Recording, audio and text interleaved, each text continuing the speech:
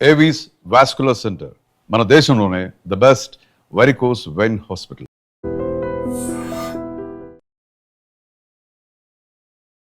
ప్రధానమంత్రి నరేంద్ర మోదీ అన్ని రాష్ట్రాల ముఖ్యమంత్రులతో శుక్రవారం సాయంత్రం 6:30 సమీక్షా సమావేశం నిర్వహిస్తున్నారు. ఈ యుద్ధం వల్ల భారతదేశం మీద ఎలాంటి ప్రభావం ఉండబోతుంది, దీన్ని మనం ఏ విధంగా సన్నద్ధంగా ఉండాలి, ఏదైనా సమస్యలు వస్తే దాన్ని ఏ విధంగా కలిసికట్టుగా ఎదుర్కోవాలి, రాష్ట్రాల్లో ఉన్నటువంటి పరిస్థితులు, దేశం తీసుకుంటున్నటువంటి చర్యలు, కేంద్ర ప్రభుత్వం తీసుకుంటున్నటువంటి చర్యలు, వీటన్నిటి గురించి కూలంకషంగా చర్చించేందుకు ప్రధానమంత్రి నరేంద్ర మోదీ గారు శుక్రవారం సాయంత్రం ఒక మీటింగ్, అంటే వీడియో కాన్ఫరెన్స్లోనే అన్ని రాష్ట్రాల ముఖ్యమంత్రులు కూడా ఈ మీటింగ్లో పార్టిసిపేట్ చేస్తారు. సో అన్నిటి గురించి చాలా క్లియర్గా ఈ మీటింగ్లో డిస్కస్ చేసే అవకాశం అయితే చాలా స్పష్టంగా కనిపిస్తుంది. మనం చూస్తున్నాం, దాదాపు 20 రోజులకు పైగా ఈ యుద్ధం జరుగుతోంది. ఇరాన్ మీద అమెరికా, ఇజ్రాయెల్ ముఖోముఖిగా ఫిబ్రవరి 28వ తారీఖున ప్రారంభించినటువంటి దాడి ఈ రోజు వరకు కూడా జరుగుతూనే ఉంది. కొన్ని కండిషన్స్ పెట్టింది అమెరికా, దానికి ఒప్పుకునే పరిస్థితుల్లో ఇరాన్ లేదు. మళ్ళీ ఇరాన్ కూడా కొన్ని కండిషన్స్ అమెరికా ముందుకు తీసుకొచ్చినటువంటి పరిస్థితి ఉంది. కానీ ఈ 20 రోజుల కాలంగా తీవ్రమైనటువంటి నష్టం జరిగింది. ఇరాన్ అక్కడ హర్ముజ్ జలసంధిని మూసివేయడంతో అక్కడి నుంచి వచ్చేటువంటి ఈ చమురు ఏదైతే ఉందో, అక్కడి నుంచి చమురు ఆసియా ఖండంలోని దేశాలకు, భారత్, చైనా, ఇంకా చాలా దేశాలకు ఈ జలసంధి ద్వారానే ఎక్కువ శాతం చమురు అనేది వస్తూ ఉంది. అది ఆగిపోవటం వల్ల కొన్ని రోజుల పాటు ఇబ్బందులు తప్పేలా కనిపించట్లేదు. ఇప్పుడే మనం చూస్తున్నాం, హైదరాబాద్ లాంటి మెయిన్ సిటీలో కూడా పరిణామాలు చూస్తూ ఉన్నాం. ఎక్కడికక్కడ పెట్రోల్ బంకులన్నీ కూడా మూతపడతా ఉన్నాయి. చాలా తక్కువగా లిమిట్లో పెట్రోలు, డీజిలు ఇస్తూ ఉన్నారు. అలాగే గ్యాస్ కొరత కూడా వేధిస్తుంది. చాలా చోట్ల గ్యాస్, అంటే డొమెస్టిక్ గ్యాస్ రావటానికి కూడా కొంత ఎక్కువ సమయం పడుతుంది. అలాగే కమర్షియల్స్ గ్యాస్ సిలిండర్లు కూడా అతి కష్టం మీద ఇస్తున్నటువంటి పరిస్థితి చాలా ఏరియాలో కనిపిస్తుంది. ఇలాంటి పైకి ప్రభుత్వాలు చెప్తూ ఉన్నాయి, చమురు కొరత లేదు, పెట్రోల్ డీజిల్ కొరత లేదు, కృత్రిమ కొరత సృష్టిస్తున్నారు అని చెబుతున్నప్పటికీ కూడా అక్కడి నుంచి మనకి ఏదైతే రెగ్యులర్గా వస్తున్నటువంటి ఈ నిల్వలు ఏవైతే ఉన్నాయో, చమురు నిల్వలు, అవి కొంత తగ్గినటువంటి నేపథ్యంలో డెఫినెట్గా దేశం మీద ప్రభావం ఉంది. దేశం మీద తప్పకుండా ఈ ఇంపాక్ట్ అనేది ఉంటుంది. కాబట్టి అందుకు తగ్గట్టుగా ఇప్పటి నుంచి మనం చర్యలు తీసుకోవాల్సినటువంటి అవసరం ఉంది అని ప్రధానమంత్రి నరేంద్ర మోదీ భావించారు. అందుకే అన్ని రాష్ట్రాల ముఖ్యమంత్రులతో ఒక సమావేశం ఏర్పాటు చేసినటువంటి పరిస్థితి. ప్రస్తుతం నిల్వలు ఎట్లా ఉన్నాయి, ఎన్ని రోజులకు ఆ నిల్వలు వస్తాయి, దీన్ని ఎక్కువ కాలం పాటు ఎక్కువ బర్డెన్ లేకుండా ప్రజలు ఎక్కువగా ఇబ్బందులు కలగకుండా ఉండాలంటే ఎలాంటి చర్యలు తీసుకోవాలి, వీటి మీద ఫోకస్ పెట్టి కొన్ని సంచలనమైనటువంటి నిర్ణయాలు తీసుకునే అవకాశం ఉందని చెప్పి పెద్ద ఎత్తున చర్చ అయితే వినిపిస్తోంది. ముఖ్యంగా రోడ్ల మీదకి వెహికల్స్ వస్తాయి. ఎందుకంటే ఉదయం లేచిన దగ్గర నుంచి సాయంత్రం పడుకునే వరకు ఎవరు వాళ్ళ పనుల నిమిత్తం బయటకు వెళ్తూ ఉంటారు.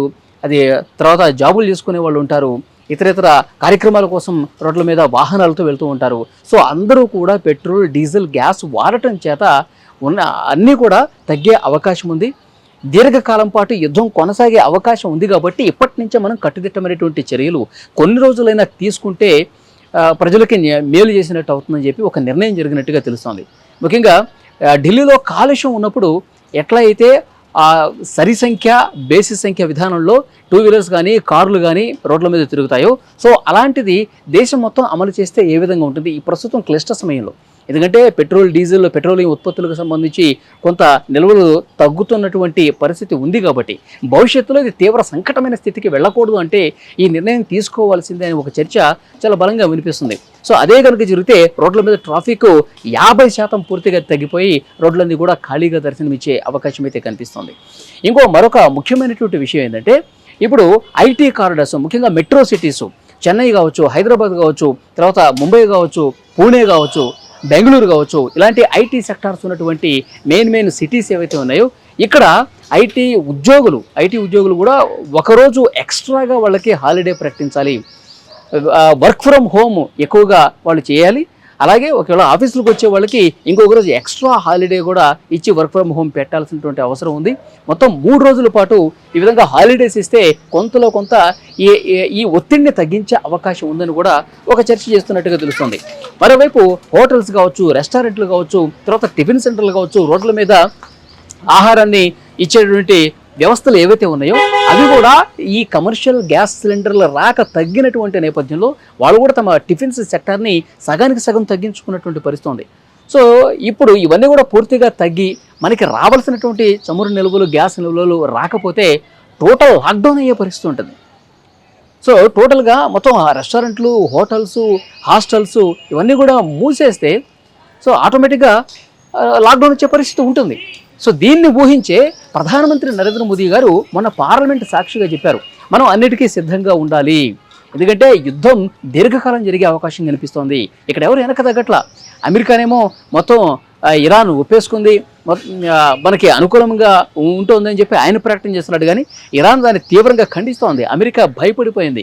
ఈ యుద్ధం ఇరాన్ ఎంత బలంగా నిలబడుతుందని చెప్పి వాళ్ళు ఊహించలేదు కాబట్టి ఈ స్థాయిలో జరుగుతుంది కాబట్టి ట్రంప్ భయపడ్డాడు. అందుకే ఇప్పుడు కాలబేరానికి వస్తా ఉన్నాడు. కానీ మాకు తీవ్రమైనటువంటి నష్టం జరిగింది, ఆ నష్టపరిహారం మాకు చెల్లించాల్సిందే, లేదంటే మేము చేస్తున్నటువంటి డిమాండ్స్కి వాళ్ళు కట్టుబడి ఉండాలని చెప్పి ఇప్పుడు రివర్స్ గేరేసి ఇరాన్ ముందుకు వచ్చినటువంటి పరిస్థితి ఉంది.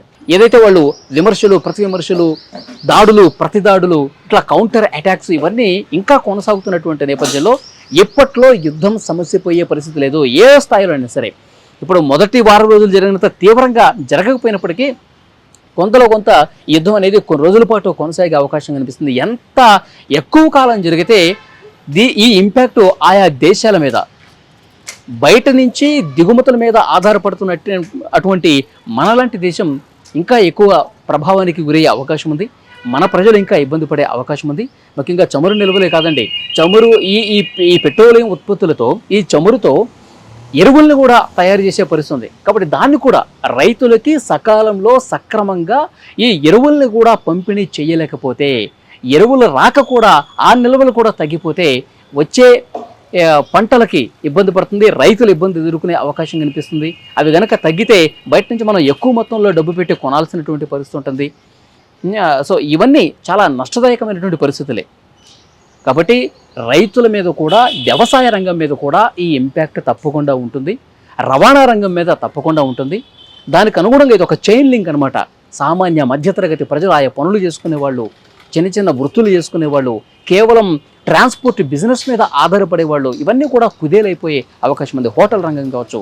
సో కాబట్టి ఉన్నపాటి నిల్వల్ని సక్రమంగా మనం ఏ విధంగా వాటిని అమలుపరుచుకుంటూ పోవాలి, ఏ విధంగా వినియోగం చేసుకుంటూ పోవాలి, మనకు వస్తున్నటువంటి నిల్వలు ఎంత శాతం ఉన్నాయి, మనం ఖర్చు పెట్టేది ఎంత, ఇది ఎంతకాలం పాటు సవ్యంగా జరిగే అవకాశం ఉంది, ఎక్కడ మనకి ఇబ్బంది ఉంటుంది, ఆయా రాష్ట్రాల్లో ప్రస్తుతం ఎంత నిల్వలు అమల్లో ఉన్నాయి, సో దానికి అనుగుణంగా మనం ఇంకా ఏ విధంగా కలిసి పనిచేయాలి, వీటన్నిటిని డిస్కస్ చేయడం కోసం ప్రధానమంత్రి నరేంద్ర మోదీ గారు చాలా క్లియర్గా మీటింగ్ పెడుతున్నారు. ఈ మీటింగ్ తర్వాత కొన్ని సంచలనమైన నిర్ణయాలు తీసుకునే అవకాశం ఉందని చెప్పి ప్రచారం ఉంది. ఇది ఇంతకుముందు నేను చెప్పినట్టు రోడ్ల మీద కొన్ని వెహికల్స్ రావాలి, వారానికి 3 రోజుల పాటు సెలవులు ఇచ్చే అంశం. సో ఇవన్నీ కూడా పెద్ద ఎత్తున చర్చ జరుగుతున్నటువంటి పరిస్థితుల్లో మరి రేపు మీటింగ్ ఏ విధంగా జరుగుతుంది, దాని నిర్ణయాలు ఏంటనేది కూడా ఇంకొక రోజు ఆగితే కానీ తెలిసే అవకాశం కనిపిస్తుంది. సో డెఫినెట్గా దేశంలో చాలా ప్రాంతాల్లో ఈ పెట్రోల్, డీజిల్, గ్యాస్ కటకట్ అనేది కనిపిస్తుంది. సో డెఫినెట్గా చూద్దాం రేపు ప్రధాని గారు మీటింగ్లో ఇంకా ఎలాంటి డిస్కషన్స్ జరుగుతాయి, రాష్ట్రాల ముఖ్యమంత్రులు ఎలాంటి సమస్యలు కేంద్రం దృష్టికి తీసుకొస్తారు, దానికి అనుగుణంగా ఎలాంటి చర్యలు తీసుకుంటారు, లాక్డౌన్ లాంటి పరిస్థితులు, కరోనా లాంటి సిచ్యువేషన్ వచ్చినప్పుడు ఏ విధంగా మనం బలంగా నిలబడ్డామో మళ్ళీ మనం అలాగే నిలబడాలి, అలాగే కొట్లాడాలని చెప్పి స్వయంగా ప్రధాని మోదీ గారే అన్నారు. కాబట్టి సో ఎలాంటి సంచలనమైనటువంటి నిర్ణయాలు తీసుకోవడానికి రేపు మీటింగ్ వేదిక కాబోతుంది అన్నది కూడా కాలం సమాధానం చెప్తుంది. చూద్దాం ఏం జరగబోతుందో. ఈ వీడియో మీద తప్పకుండా మీ అభిప్రాయాన్ని కామెంట్ చేయండి. And for more videos, Please subscribe to iDream. Please subscribe to iDream. Please subscribe iDream. And please subscribe to iDream. For more videos, subscribe to iDream. please like, share and subscribe to the channel. Congratulations, iDream. Subscribe to iDream. Subscribe to iDream. So subscribe to iDream Media. iDream की iDream team अंदर की huge congratulations. Please subscribe iDream Media. Please subscribe to iDream. Subscribe iDream. Please subscribe to iDream. iDream అంటే నా కళల ఛానల్ను subscribe చేసుకున్న నోరు తిరుగుతలేదు, మీరైతే గంట గుర్తు కొట్టండి. For more such videos, please subscribe to iDream. Subscribe to iDream. Please subscribe to iDream. Please subscribe iDream Media. Please do subscribe to iDream. Please subscribe to iDream Media. For best entertainment and information, please subscribe iDream. And don't forget to subscribe to iDream.